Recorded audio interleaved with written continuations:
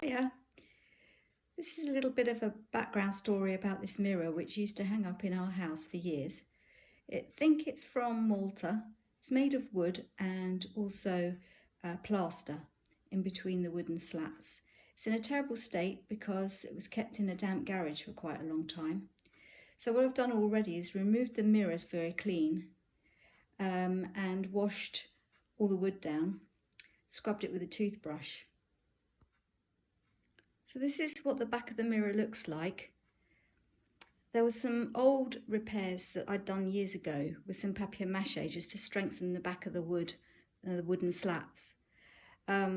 Yesterday I screwed in some metal plates at the joins to try and give it some rigidity, and a hanging hook. So I'm just starting to fill in all the cracks with wood filler. You can see where I started over here. What I'm doing is going around with a small spatula loaded with filler. It's wood filler, any will do, and I'm just forcing it into the gaps there. Don't worry too much about the finish because I'm going to sand it later. I just want to get all the holes full of filler where the old filler's fallen out. And I'm just pushing it in and trying to follow the line around and cleaning off bits as well where it's not necessary, just so that you can see where you're going to paint later on. But yeah, having a hoover on standby is quite good to pick up any of the little dust bits that might come out. Here's a particularly large gap which I'm now going to fill with kitchen towel. I'll keep going along the crack until it looks natural, and then I'm going to put a layer of glue gun over the top of it to give a firm base for some filler.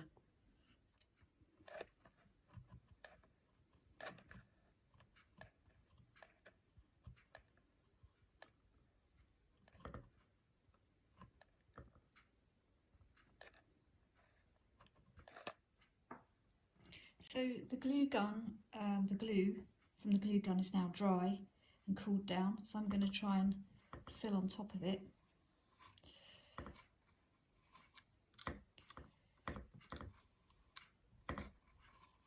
Just pushing the filler right into the holes, right to the end.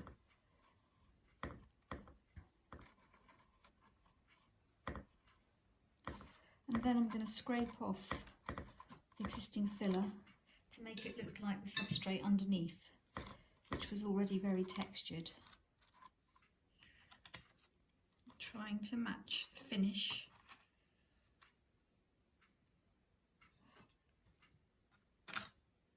Scraping off the extra bits.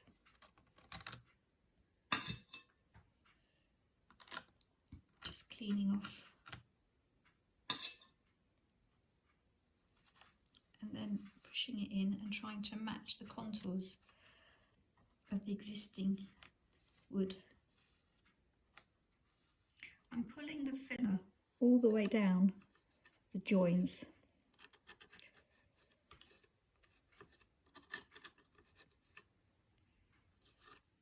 And pushing it in.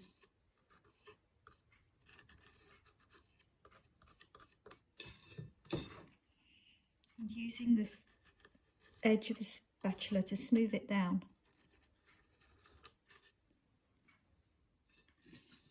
You can see here this gap here. This is where these tools are really useful because you can use the tip to sculpt. I'm just going to go right to the end, push it in. Now, you know, this might actually be quite delicate because there's quite a lot of movement in this piece. So I'm hoping it won't fall out. If I'm careful, once it's painted, it should stay in place. You've got to be really careful to stabilise as much as you can. I did stabilise the back, and there's some flexibility in this filler, so maybe it'll be all right. So here's a bit I did earlier, and I'm now going to go over with the spatula to just try and sculpt it a bit more to make it look a bit more like the original piece. so you can get the knife marks into it. You can see what I mean by that. It should take the paint quite well once it's sanded. If I turn it round and work around it,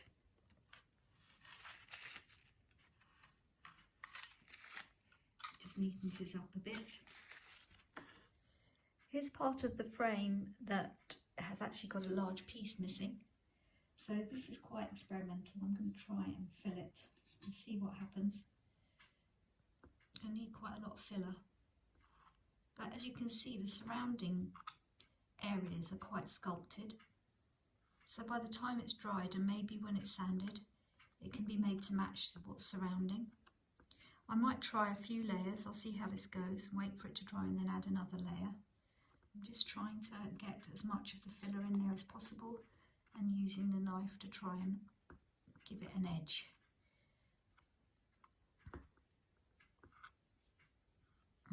It looks a bit of a mess now, but it may not once I've finished with it.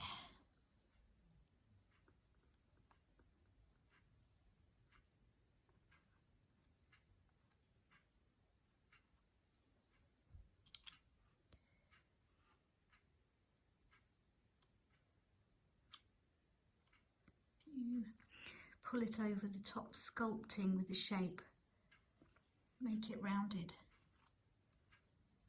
and slowly start coming together.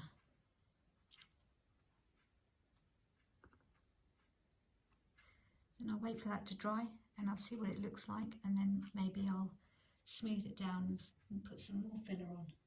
It's looking okay at the moment. So I've done a little bit more pulling around, and I'm just pushing the filler down to make it more of a contour similar to what was there before.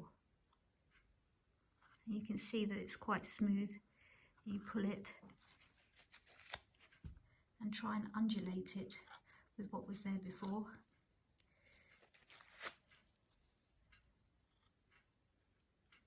Once that's sanded, that'll look quite nice.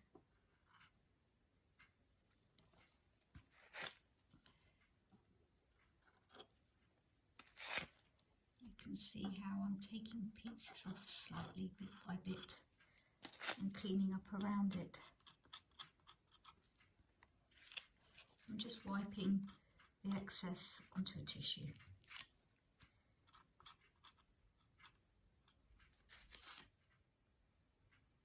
So this is the final piece. All the filler has been done. I'm just waiting for it to dry now before I do any sanding or extra bits of filling. Should look good when it's finished and painted. I'm now at the sanding stage. I'm also going to use a variety of different grades of sandpaper, some rough sandpaper and a knife, and I'm going to go around the whole mirror and I'm going to cut away bits of the filler, which is unnecessary, and sand in the direction of the design of the mirror. So I'm going to go down each of these, making a shape. Start with rough sandpaper, work up to smooth. Another thing that I found quite useful is using a knife to scrape the filler away. This gives you good clean edges. You can scrape away into the crevices. Take out stuff that you don't really need. Make new lines and contours. It's a bit like sculpture, really. Just wanted to show you this bit, which is how to sand over a curved surface. So you can see this now. So I'm just going to take some heavy grade sandpaper and try get rid of most of the filler on the top surface, but keep the shape of the item underneath. So just keeping the curve of the mirror.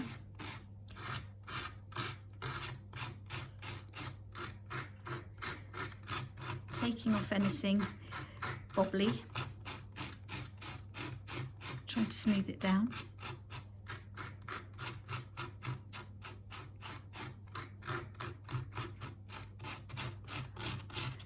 Going in all the crevices.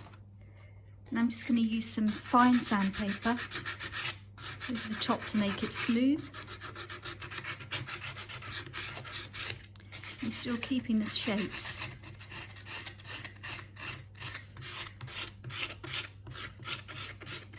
Should look great when it's finished. So this whole area was filled. And yeah, very happy with that actually. I'm at the painting stage now. So I decided to do a test patch. I've got two types of paint, Rust-Oleum furniture paint in gold and silver. So I started by using silver up here, which was quite transparent until it dried. And then I've tried gold in this test patch here.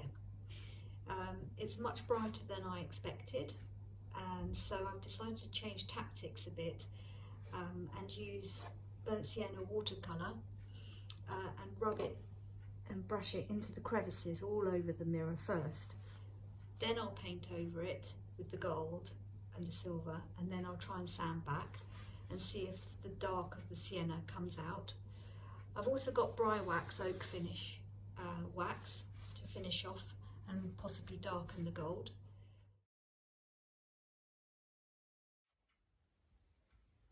So I used a hairdryer to speed up the drying process, and now I'm seeing that these areas here have dried. The silver, which was quite transparent, has come out quite nice, and the gold has mixed with the silver, so I quite like this effect. So what I'm going to do is paint the whole frame, inner frame, a gold, and then I'm going to mix in some silver with it, because if I remember rightly, the centre part of the mirror was more silvery than the outside.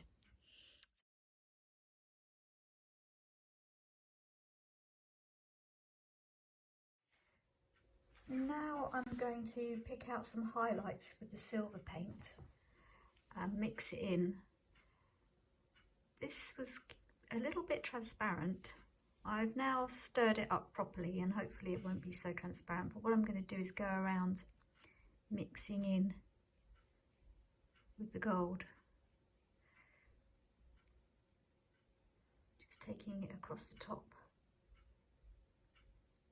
and dragging it across, sort of mixing it in situ. Really happy with the colour of the central part of this mirror frame. So now I'm going to start painting these rays of wood in gold, and we'll see what happens. I'm just going to travel in the direction of the wood, and then after that I'll see what I can do to make it a bit darker. So I'll just show you in a sec, but basically just load up your brush and travel in the direction of the rays.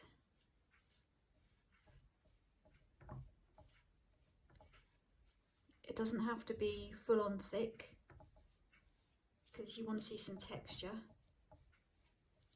Still wants to be metallic.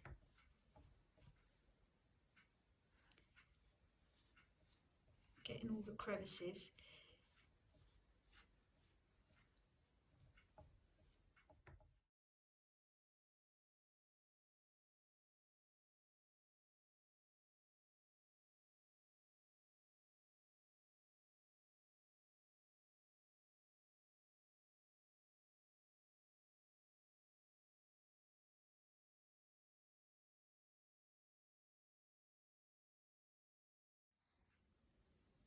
The paint is now dry on the mirror frame, and what I'm going to do now is take some wire wool and I'm going to go up and down each of these rays, just trying to knock back some of the gold because it's quite bright and I want to age it slightly. So you can see I started here just taking the patterner off. I'm not going to do this area here I'm just going to go around the whole mirror and knocking this back so that it's slightly aged.